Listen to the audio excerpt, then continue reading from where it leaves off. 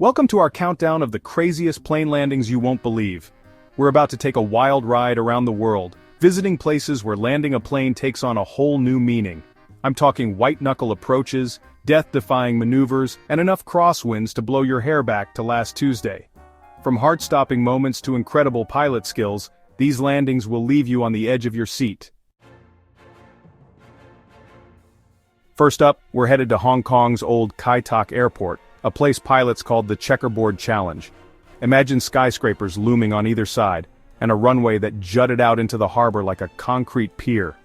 Pilots had to thread the needle between buildings, making a sharp 47-degree turn just before touchdown. The winds were notoriously unpredictable, swirling around those skyscrapers like a blender on high. You could practically hear the collective sigh of relief from the passengers as those wheels touched down.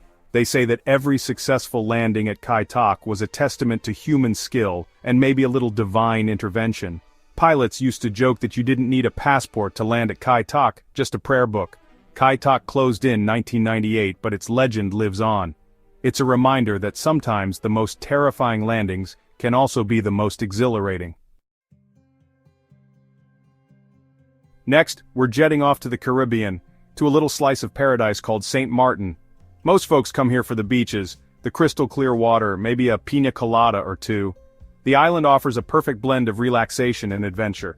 But for aviation enthusiasts, the real attraction is Princess Juliana International Airport. This place is famous for its runway, which happens to be a stone's throw from Maho Beach. We're talking about massive jumbo jets roaring in just a few feet above the heads of sunbathers. Imagine yourself lounging on the beach sipping your drink, when suddenly the ground starts to shake. The roar of the engines fills the air. You look up, and there it is. A Boeing 747 coming right at you, its belly practically scraping the sand. It's an adrenaline rush like no other. The pilots have to make a super low approach over the water, clear a fence, and touch down on a relatively short runway. Precision is key here. Princess Juliana is a bucket list destination for aviation geeks and adrenaline junkies alike. It's a place where the line between vacation and near-death experience gets a little blurry. The thrill is unmatched. Hold on tight, folks, because we're about to ascend to dizzying heights in the French Alps. Our destination? Courchevel Altiport, a tiny strip of asphalt perched precariously on a mountainside. Imagine a runway so short it makes a postage stamp look like a football field. Now imagine that runway tilted at an 18.5-degree angle with a sheer drop-off at one end and a mountain looming at the other.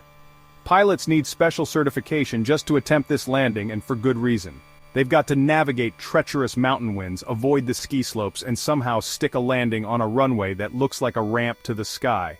Courchevel Altiport is a testament to human ingenuity and a whole lot of guts. It's a reminder that sometimes the most beautiful destinations are also the most challenging to reach. Fasten your seatbelts and get ready for a wild ride, because we're about to touch down in Toncontin International Airport, nestled in the heart of Honduras, surrounded by breathtaking landscapes. Toncontin is notorious for its challenging approach, surrounded by mountains and valleys that would make a mountain goat think twice. The terrain is as beautiful as it is treacherous.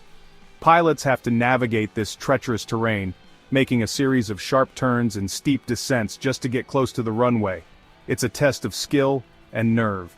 Imagine yourself in the cockpit staring out at a wall of green, the ground seemingly rising up to meet you. It's a sight that can make even the most seasoned pilots break a sweat. You've got mountains on either side, a valley below, and a runway that seems to have shrunk in the wash. It's a tight squeeze. Pilots call it the corkscrew approach, and for good reason. They have to bank the plane sharply, almost sideways, to line up with the runway, a maneuver that requires precision and nerves of steel, all while battling turbulence and downdrafts. The weather can change in an instant, adding another layer of difficulty. Landing at Toncontin is not for the faint of heart. It's a white-knuckle experience that will leave you breathless, maybe even a little lightheaded. But once you touch down safely, the sense of accomplishment is unparalleled. Get ready to experience aviation on the edge, folks, because we're headed to Paro Airport, nestled deep in the breathtaking Himalayas of Bhutan. This airport is one of the most challenging in the world. This isn't your average layover, this is a full-blown adventure just trying to land the plane. Pilots need to be exceptionally skilled to handle this. Imagine this, towering peaks all around you, some of them over 18,000 feet high. The scenery is both awe-inspiring and intimidating. You're flying through narrow valleys, dodging clouds that seem close enough to touch. The margin for error is incredibly slim.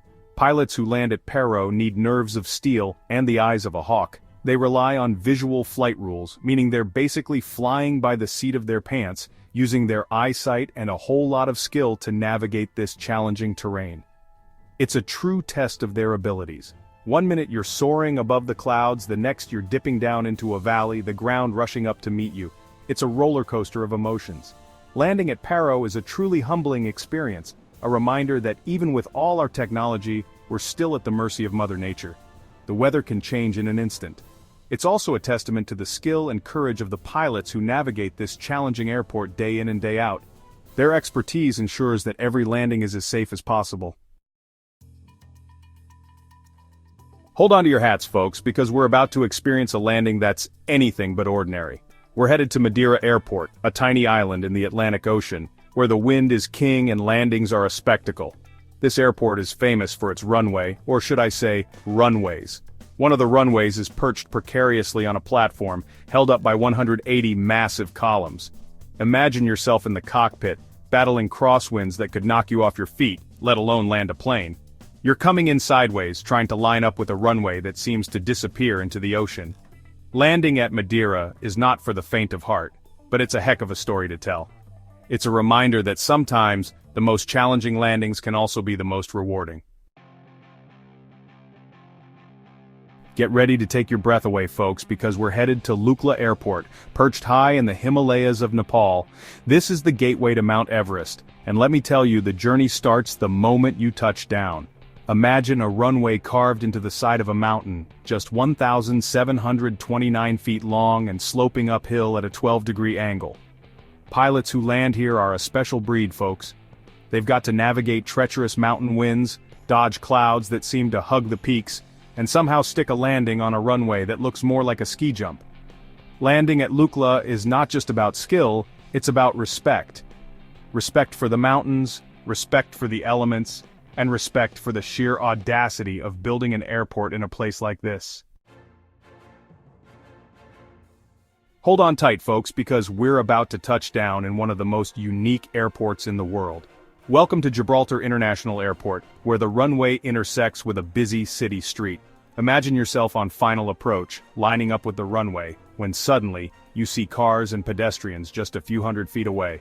That's right, folks, at Gibraltar, you share the tarmac with traffic. They've got traffic lights, barriers, and a whole team of people dedicated to making sure planes and cars don't collide. It's a reminder that sometimes you gotta get creative with your infrastructure. Fasten your seatbelts and get ready for a wild ride, because we're about to touch down on the shortest commercial runway in the world. Welcome to Saba Airport, a tiny island in the Caribbean, where landing a plane is like threading a needle. Imagine yourself on final approach, staring down at a strip of asphalt that looks more like a helipad than a runway.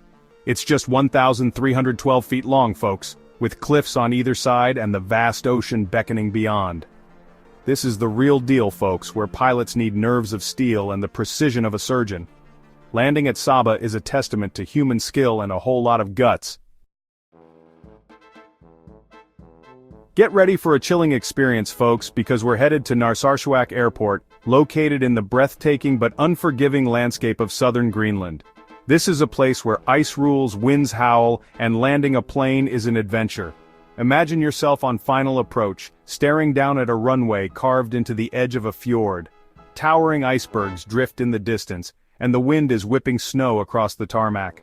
Pilots who land here need nerves of steel and a whole lot of experience dealing with extreme weather.